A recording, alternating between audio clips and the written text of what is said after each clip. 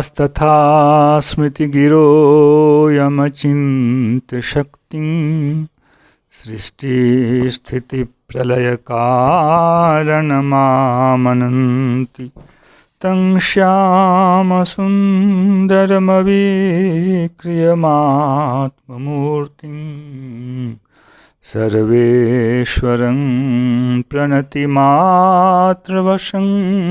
भजामः। अज्ञाननिरतिरुपैति यया विशोषं भक्तिः परापि भजते परिपोषमुच्चैः तत्त्वं परं स्फुरति दुर्गममप्यजस्रं साद्गुण्यभृत्स्वरचितां प्रणमामि गीतां। नारायणं नमस्कृत्य नरं चैव नरोत्तमं देवीं सरस्वतीं व्यासं ततो जयमुदीरयेत्। हरे कृष्ण कृष्ण कृष्ण हरे हरे, हरे राम राम राम हरे हरे। गीता मंजरी का यह 213वां अंक है। हम लोगों ने सिंहावलोकन करते हुए कर्मयोग के स्वरूप को समझा। कर्मयोग का स्वरूप समझना तो सरल है, ज्ञान योग के स्वरूप में लोगों को समस्या होती है। आज हम लोग ज्ञान योग के विषय में श्रवण करेंगे।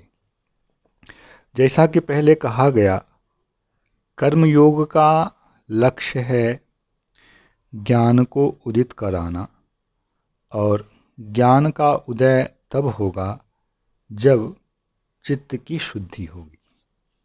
चित्त की शुद्धि के विषय में भगवान ने चौथे अध्याय के 30वें श्लोक में जैसे कहा है, अपरे नीताहाराः प्राणान् प्राणेषु जुह्वति सर्वे पेते यज्ञविदो यज्ञक्षपित कल्मषाः। यहाँ भगवान ने कई प्रकार के कर्मयोग का वर्णन किया है। 4:24 से लेकर 4:29 तक अनेक प्रकार के कर्मयोगों का वर्णन है। इसके विस्तार में अभी नहीं जाऊँगा। अलग अलग अधिकारी किसके लिए कैसा होगा, किस कर्म, जैसे 24 में ब्रह्मार्पणम ब्रह्मवीर ब्रह्माग्नो ब्रह्मणाहुतम ब्रह्मैव तेन गंतव्यम ब्रह्म कर्म समाधिना। यह यज्ञ करने वाले लोगों के लिए, यज्ञ मतलब जो हवन जिसको हम लोग कहते हैं, उनकी भावना कैसी होनी चाहिए। ब्रह्म ही अग्नि है, ब्रह्म ही द्रव्य है, ब्रह्म में ही हवन हो रहा है, ब्रह्म के लिए अर्पण हो रहा है, अर्पण ब्रह्म है, इस प्रकार की भावना। फिर ब्रह्मचारी को क्या करना चाहिए, कैसे वो करते हैं, गृहस्थ कैसे करते हैं, अनेक प्रकार के अलग अलग विषय यहाँ पर हैं। इसलिए अंत में आके उन्होंने कहा, भगवान ने कहा, सर्वे प्येते यज्ञविदो यज्ञक्षपित कल्मषाः। ये सभी यज्ञ के तत्व को समझने वाले हैं। और यही भगवान ने पीछे कहा, यज्ञार्थात् कर्मणोऽन्यत्र लोकोऽयं कर्म बंधनः। यज्ञ के लिए ही कर्म करना है। और ऐसे लोग जो हैं यज्ञ के द्वारा अपने दोषों का नाश कर लेते हैं, यज्ञ क्षपित कल्मषाः। किंतु और जो इस प्रकार के यज्ञ के शिष्टामृत का भोजन करने वाले हैं, उनका फल भगवान कह रहे हैं, यान्ति ब्रह्म सनातनम। वे सनातन ब्रह्म को प्राप्त करते हैं। और 3 अध्याय में भगवान ने यही अनुशंसा की है कि यज्ञ शिष्टाशिनः सन्तो मुच्यन्ते सर्वकिल विषये 3:13 में। तो यह सब कुछ हमें ध्यान में रखना चाहिए। चित्त शुद्धि के लिए भगवान ने 3 अध्याय के 13वें श्लोक में भी मुच्यन्ते सर्वकिल विषय कहा ही है, वह चित्त की शुद्धि है। 5वें अध्याय में भी भगवान ने 11वें श्लोक में इस चीज़ का वर्णन किया है, कायेन मनसा बुद्ध्या केवलैः इन्द्रियैरपि योगिनः कर्म कुर्वन्ति संगम त्यक्त्वा आत्मशुद्धये। संग का परित्याग कर, संसार फल भोग इन चीज़ों में आसक्ति का परित्याग कर आत्मशुद्धि के लिए योगी लोग कर्म करते हैं। ये कर्म योग का विषय है। और फिर 6ठे अध्याय में भगवान ने 12वें श्लोक में इस चीज़ का वर्णन किया है। तत्रैकाग्रमनः कृत्वा यत् चित्तेन्द्रियक्रियः उपविश्यासने युञ्ज्यात् योगम आत्मविशुद्धे। यहाँ भी चित्त की विशुद्धि के लिए योग का आचरण करना चाहिए। तो चित्त की शुद्धि को प्राप्त करना बहुत आवश्यक है और इसके लिए प्रारंभिक उपाय जो है वह कर्मयोग ही है। और कर्मयोग में स्वधर्म का आचरण है और स्वधर्म की प्राप्ति वर्ण विहित वर्ण के अनुसार होती है, इसलिए तत्परतापूर्वक उसका आचरण सबको करना चाहिए। अब ज्ञान योग में हम लोग आते हैं। जैसा कि कहा गया, अनासक्ति यही ज्ञान का पहला भाग है और वह बीज के रूप में कर्मयोग में होता है। अनासक्ति के फिर कई स्तर हो जाते हैं। पहले फल में अनासक्ति, फल में अनासक्ति होने के बाद कर्तृत्व में अनासक्ति, कर्तृत्व में अनासक्ति होने के बाद देह में अनासक्ति, दैहिक पदार्थों में अनासक्ति। ये सब धीरे धीरे होते हैं। कर्म के फल का त्याग करना सरल है, पर कर्म के फल का संकल्प उदय ना हो यह थोड़ा कठिन है। संकल्प का उदय होने पर भी यदि हम बुद्धिपूर्वक फल का त्याग कर देते हैं ब्रह्म के लिए, भगवान के लिए, तो यही चीज़ हमें धीरे धीरे और अधिक शुद्ध करता है भगवत कृपा से, और तब हमें इस दशा में ले आता है जबकि फल के संकल्प का ही उदय नहीं होगा। जब फल के संकल्प का उदय नहीं होगा और हम कर्म करते रहेंगे तो धीरे धीरे यह हमें क्या करेगा, कर्तापन का जो संग है इससे भी हमें दूर कर देगा। फिर अहंकार जो है वह दूर होगा, देह में आसक्ति अहंकार के कारण है वह दूर हो जाएगी। इस प्रकार हम धीरे धीरे धीरे एक एक सोपान बढ़ते बढ़ते बढ़ते जो है वह सिद्धि को प्राप्त करते हैं। पर ज्ञान योग का स्वरूप यह समझना लोगों के लिए थोड़ा कठिन पड़ता है। आसक्ति उसका एक प्रधानतम स्वरूप है, आसक्ति नहीं, अनासक्ति। कहीं यदि भूल से संग ऐसा उच्चारण हो गया हो तो उसको आप असंग समझेंगे आप लोग। तो ज्ञान योग के विषय में भगवान ने पहले तीसरे अध्याय के दूसरे अध्याय में स्थित प्रज्ञ का लक्षण, जितने के जो लक्षण कहे गए हैं वे सब ज्ञान योग के अंतर्गत ही आते हैं। बात इतनी ही है कि स्थित प्रज्ञ में वे लक्षण दृढ़ता से विद्यमान रहते हैं और जो कर्म योग का प्रारंभ करते हैं उनमें ये बातें बहुत क्षीण रूप में रहती हैं। ज्ञान योग के विषय में भगवान ने तीसरे अध्याय के 7वें श्लोक 17वें में कहा है, यस्त्वात्मरतिरेव स्यात् आत्मतृप्तस्य मानवः आत्मन्येव च संतुष्टस्तस्य कार्यं न विद्यते। ये जो लक्षण हैं, ये लक्षण सत्वगुण की बहुत अधिकता जब हृदय में हो जाती है तब ये लक्षण प्रकट होते हैं। इसी प्रकार भगवान ने तीसरे अध्याय के 27वें श्लोक में इस चीज़ का जो विज्ञान है, आंतरिक प्रक्रिया है, उसका वर्णन किया है। प्रकृतेः क्रियमाणानि गुणैः कर्माणि सर्वशः अहंकार विमूढ़ात्मा कर्ताहमिति मन्यते। यहाँ जैसे कर्मयोग के विषय में कहा गया, कर्तृत्व के अभिमान का त्याग, कर्तापन के संग का त्याग, कर्तापन में अनासक्ति, पर यह होती क्यों है? इसके लिए भगवान ने कहा, देखें सारे कार्य किए जा रहे हैं प्रकृति के गुण के द्वारा, गुणों के द्वारा हर प्रकार से, किंतु अहंकार के कारण जो विमूढ़ आत्मा है, मुग्ध आत्मा है, देह में ही अहम का भाव करने वाला है, वह अपने आप को कर्ता मानता है। किंतु जो ज्ञानी होते हैं वे इस चीज़ को समझते हैं, मतलब सत्वगुण का इतना अधिक उनके हृदय में आविर्भाव हो चुका होता है, जिससे कि वे अपने आप को कर्ता नहीं मानते हैं। तत्त्ववित्तु महाबाहो गुणकर्म विभागयोः, गुण और कर्म का जो विभाग है वह यह है, गुणाः गुणेषु वर्तन्ते। इंद्रियां यदि विषयों में लग रही हैं तो इंद्रियां भी गुण, विषय भी गुण, दोनों ही गुण के परिणाम हैं। किंतु मैं जो हूँ, मैं इससे अतिरिक्त हूँ। मैं ना तो इंद्रिय हूँ, ना तो मैं देह हूँ, न तो मैं विषय हूँ। मैंने देह को धारण किया है, बाकी सब गुणों का खेल हो रहा है और मैं संजोग से किसी प्रकार गुण के चक्र में फंसा हुआ हूँ। किंतु चित्त शुद्ध होने के बाद वह अपने आप को गुण से पृथक करने में समर्थ हो जाता है, तब वह तत्वविद हो जाता है। तत्व को समझ लिया। तत्व के अंतर्गत क्या क्या बातें आएंगी यह 7वें अध्याय का विषय है, पर वह तत्व को समझ लेता है। जिसने तत्व को नहीं समझा वह विमुग्ध है, इस देह को वह मैं मानता है। तो ज्ञानी के लिए प्रकृति और पुरुष का जो विवेक है यह उदित हो चुका होता है, केवल बौद्धिक नहीं।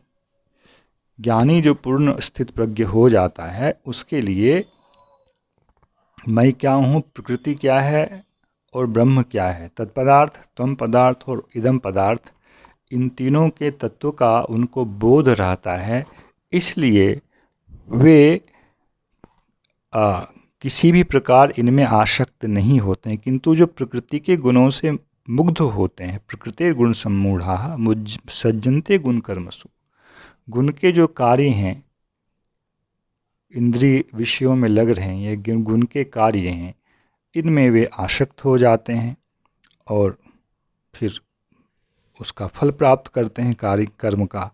जो नहीं होते हैं वे कर्म का फल प्राप्त नहीं करते हैं। उनको तो फल का आसक्त होने पर भी फल का त्याग करने से फल प्राप्त नहीं करेंगे, और यदि उसमें आसक्त ही नहीं होते हैं तब तो बहुत उच्च स्थिति है। वहाँ तो फिर ज्ञान का जो फल है वह आगे किस प्रकार से उसको कर्म के बंधन को जला देता है यह आप लोग सुनेंगे, सुना ही है आपने। यस्य सर्वे समारंभाः काम संकल्प वर्जिता ज्ञानाग्नि दग्ध कर्माणं तमाहुः पंडितम बुधाः।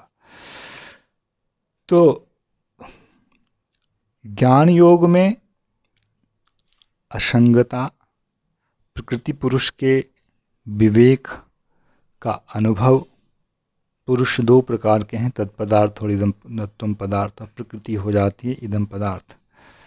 फिर ये सब जो स्वभाव, नित्य तृप्त, निराश्रय, ये सब जो स्वभाव कहे गए हैं, निराश व्यतिचित्त होना, त्यक्त सर्व परिग्रह होना, ये सब सत्वगुण की वृद्धि में होते हैं। इसलिए सत्वात् संजायते ज्ञानम रजसो लोभेव च प्रमाद मोहो तमसो भवतो ज्ञानमेव च। यह भगवान ने 14वें अध्याय में बताया है। सत्वात् संजायते ज्ञानम, ये जो ज्ञान है ये सत्वगुण से उत्पन्न होते हैं। और 13वें अध्याय में भी भगवान ने ज्ञान क्या है अर्जुन के इस प्रश्न के उत्तर में जो कहा है, अमानित्वम अदम्भित्वम अहिंसा क्षांतिराजवम आचार्योपासनम शौचम स्थैर्यमात्मनिग्रह इंद्रियार्थेषु वैराग्यम अनहंकार एव च जन्म मृत्यु जरा व्याधि दुख दोषानुदर्शनम अशक्तिरनभिष्वंगः पुत्रदार गृहादिषु नित्यं च संचित्तत्वम इष्टानिष्टोपपत्तिषु मयि चानन्य योगेन भक्तिरव्यभिचारिणी विभक्त देश सेवित्वम रतिर्जन संसदि अध्यात्म ज्ञान नित्यत्वम तत्व ज्ञानार्थ दर्शनम एतत् ज्ञानम इति प्रोक्तम अज्ञानम यदतोन्यथा। ये सब गुण जो हैं इसको भगवान ने ज्ञान कहा है। इस ज्ञान के इन गुणों के विपरीत जो गुण हैं वे सभी अज्ञान के अंतर्गत आते हैं। अज्ञान क्या है? अज्ञान तमोगुण का कार्य है। जैसे कि 14वें अध्याय में भगवान ने इस चीज़ का प्रतिपादन किया है। अभी श्लोक कहा था, फिर से सुन लें। 14-17 में सत्वात् संजायते ज्ञानम रजसो लोभेव च प्रमाद मोहो तमसो भवतः अज्ञानम एव च।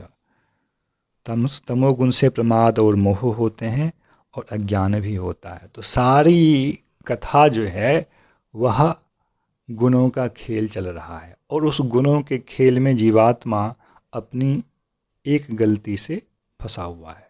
वह गलती है काम, भोग करने की इच्छा, फिर उस पे रजोगुण का आनंद को प्राप्त करने की इच्छा, वह भी प्रकृति से। तो प्रकृति ने उसे एक ऐसा आवरण दे दिया जिसके द्वारा वह प्रकृति से संयुक्त होकर अपनी इस अभिलाषा की पूर्ति करना चाहता है, किंतु वह इसके द्वारा आनंदित कम होता है, दुखी ज़्यादा होता है। तो यह सत्वगुण से उत्पन्न होने वाले ये स्वभाव जो हैं, इन सबको भी ज्ञान कहा गया है। किंतु प्रकृति पुरुष विवेक वाला जो ज्ञान है वह इस ज्ञान से थोड़ा भिन्न है। दोनों ही ज्ञान कहलाते हैं, किंतु प्रकृति पुरुष विवेक वाला जो ज्ञान है उसको भगवान ने 13वें अध्याय में ज्ञेय के अंतर्गत रखा है। वह जानने योग्य भी है, और ये सब तो क्या है, केवल स्वभाव हैं। तो ज्ञान योग का स्वरूप यही है। चित्त की शुद्धि होने पर होते कर्म योग के द्वारा चित्त की शुद्धि होते होते क्रमशः सत्वगुण की वृद्धि से ये स्वभाव उनमें उदित होते हैं। जब ये स्वभाव उनमें उदित होते हैं तो विद्या, सत्वगुण की ही एक वृत्ति है विद्या, तमोगुण की वृत्ति है अविद्या या ज्ञान, जिसके द्वारा जीवात्मा का ज्ञान ढका हुआ है। अपना ज्ञान भी और परमात्मा, अपना ज्ञान अपने स्वरूप का ज्ञान और परमात्मा से संबंध का ज्ञान, दोनों ही ढका हुआ है। सत्वगुण की वृत्ति विद्या हृदय में जब प्रादुर्भूत होती है तो वह अविद्या के इस प्रभाव को शून्य कर देती है, और बाकी भगवान की कृपा से उसे प्रकृति पुरुष, जीवात्मा पुरुष और परमात्मा पुरुष, तत्पदार्थ तम पदार्थ और इदम पदार्थ का बोध होता है।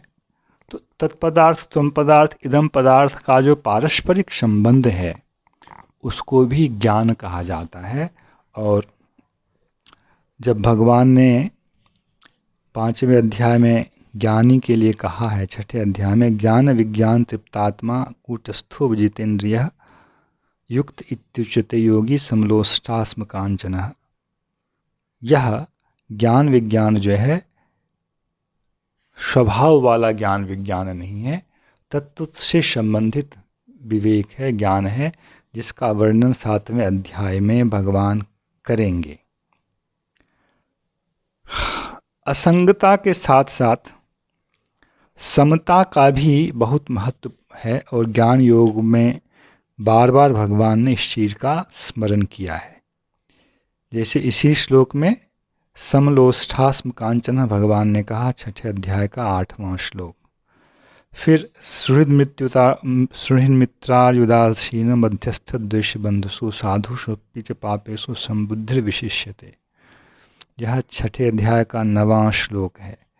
पहले से ही आप लोग सुन ही रहे हैं कि समता, जैसे सिद्ध सिद्ध्यो समो भूत्वा समत्वम योग उच्यते, यह सब उसी स्थिति को लक्ष्य कर रहा है।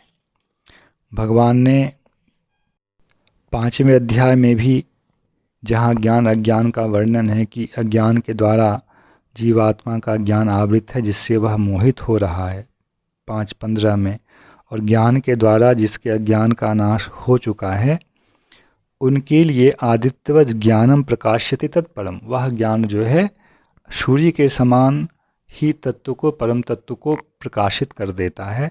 यही जो स्थिति है, यह अनुभव की स्थिति है। जीवात्मा परमात्मा से अपने संबंध को प्राप्त कर लेता है, उसका अनुभव कर लेता है। यही विशुद्ध अवस्था में योग है।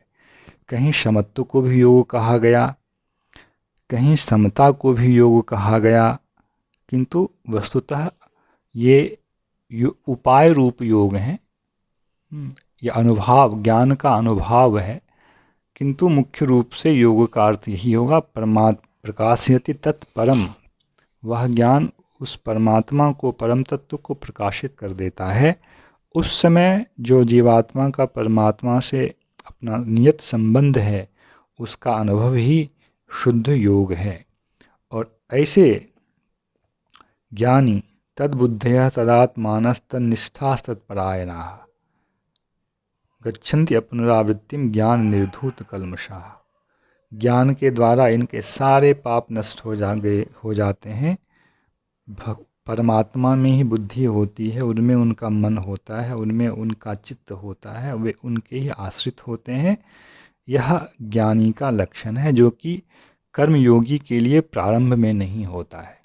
इतने गुण उनमें आते नहीं हैं। बौद्धिक रूप से आरोपित करता है और करता है, कर्म को करता है। धीरे धीरे ये गुण उनमें सत्वगुण के प्रभाव से और भगवान के प्रसाद, भगवान की कृपा के प्रभाव से प्रकाशित होते हैं। और यहाँ भी भगवान ने क्षमता गुण को रखा है। विद्या विनय संपन्ने ब्राह्मणे गविहस्तिनि सुनिचेप सपाके च पंडिता समदर्शिनः यहैव तैर्जितः सर्गो येषां साम्ये स्थितं मनः निर्दोषं हि समं ब्रह्म तस्मात् ब्रह्मणि ते स्थिताः। तो असंगता और क्षमता ज्ञान के ये दो बहुत प्रमुख स्तंभ हैं। बाकी और भी कई प्रकार के लक्षण जो 13वें अध्याय के अनुसार हमने आपको सुनाया, सत्वगुण के प्रवृद्ध होने पर उन्हें ज्ञानियों को प्राप्त होते हैं वे लक्षण, और यही है ज्ञान योग। इसमें किसी ध्यान की बात नहीं है, समझें आप। अभी इसमें अलग से किसी ध्यान की बात नहीं कही गई है। तद्बुद्धयः तदात्मानस्तन्निष्ठास्तत्परायणाः गच्छन्ति पुनरावृत्तिम ज्ञान निर्धूत कल्मषाः। इसी में जब ध्यान का विषय जुड़ेगा और उसकी प्रक्रिया कैसी होगी, प्राण अपान का नियमन करना, उस पद्धति से जब आएंगे तो वह क्या हो जाएगा, ध्यान योग। उसमें किस रूप में भगवान परमात्मा का अनुभव है, इसका वर्णन जो है 5वें अध्याय के 29वें श्लोक में किया गया था। भोक्तारम यज्ञ तपसाम सर्वलोक महेश्वरम सुहृदम सर्वभूतानां ज्ञात्वा माम शांतिम ऋच्छति। तो इस प्रकार ज्ञान योग ध्यान योग दोनों ही शम की शम, ये सम मतलब समता नहीं, शांति वाला शम, शम गुण मन का निग्रह ऐसा जिसका होने लगा है उनके पक्ष में ही घटित होते हैं। जो ऐसा नहीं कर पाते हैं उनके लिए कर्मयोग को ही योग का कारण बताया गया है। उनको कर्मयोग में ही निष्ठ होकर अपना ये करते रहना चाहिए। जन्मांतर लग सकते हैं, किंतु इस अविद्या से मुक्त होने का, दुख के चक्र से मुक्त होने का यही तरीका है। इसलिए जो व्यक्ति जिस परिस्थिति में भी हो, जो उनको अधिकार से प्राप्त कर्म है उसका आचरण उन्हें करते रहना चाहिए। तो कर्मयोग, ज्ञान योग और ध्यान योग, इनका पारस्परिक संबंध यही है। जय श्री कृष्ण। हरे कृष्ण कृष्ण कृष्ण हरे हरे, हरे राम राम राम हरे हरे।